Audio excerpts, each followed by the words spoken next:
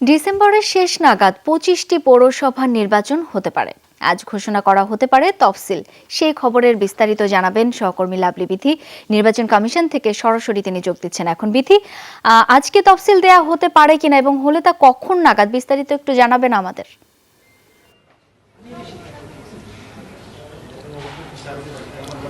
আজকে দেওয়ার সম্ভাবনা কিন্তু অনেক বেশি। তার কারণ হচ্ছে তফসিল ঘোষণার আগে যে স্বাক্ষর নিতে হয় 5 জন নির্বাচন কমিশনারের, তার মধ্যে কিন্তু 4 জনের নেওয়া হয়ে গেছে। যেহেতু মাহবুব তালুকদার নির্বাচন কমিশনার অসুস্থ, তার বাসা থেকে সিগনেচার আনার জন্য পাঠানো হয়েছে নির্বাচন কমিশন কার্যালয় থেকে, এবং সেখানে নাকি আমরা যতটুকু জানতে পেরেছি স্বাক্ষর হয়ে গেছে এবং সেগুলো পথে আছে, এবং আসার পরপরই কিন্তু প্রধান নির্বাচন কমিশনের রুমে যাবে। সেখানে হয়তো 5 থেকে 10 মিনিটের একটু সময় লাগবে, তারপরই কিন্তু আনুষ্ঠানিকভাবে তফসিল ঘোষণা করা হবে। আর আরেকটি বিষয় হচ্ছে, এবার প্রায় 250-টির উপরে কিন্তু পৌরসভা নির্বাচন করা হবে, এবং তার মধ্যে যেহেতু জানুয়ারিতে মেয়াদ শেষ হওয়ার উপর নির্ভর করে আসলে পৌরসভা নির্বাচনের তারিখ ঘোষণা করা হয়, সেই অনুযায়ী কিন্তু জানুয়ারিতে 11টি এবং ফেব্রুয়ারির শুরুর দিকে 14টি পৌরসভা কিন্তু মেয়াদ শেষ হয়ে যাবে। সেই অনুযায়ী কিন্তু 25টি পৌরসভা নির্বাচন হবে, এবং প্রথম এই যে ধাপ আছে, অর্থাৎ 4 থেকে 5টি ধাপে নির্বাচন হবে। প্রথম ধাপে নির্বাচন কিন্তু যেহেতু 25টি, তার মানে ইভিএমই আসলে তারা পুরো নির্বাচনটি নেবে, এবং তারপরে যে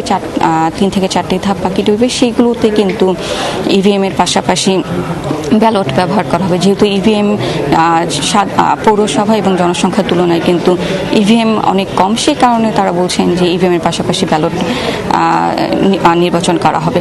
আরেকটি বিষয় হচ্ছে যে এবারে নির্বাচন নিয়ে তারা বলছেন এপ্রিলের মধ্যেই তারা নির্বাচনটি শেষ করতে চাচ্ছে। তার মানে হচ্ছে ফেব্রুয়ারির শেষের দিকে যে 189টির মতো আছে, সেটি আর মার্চে বাকি প্রায় 60টির মতো আছে। অর্থাৎ সব মিলিয়ে মার্চ থেকে এপ্রিলের মধ্যে কিন্তু পৌরসভা নির্বাচন কাজ তারা শেষ করবে বলে জানিয়েছেন।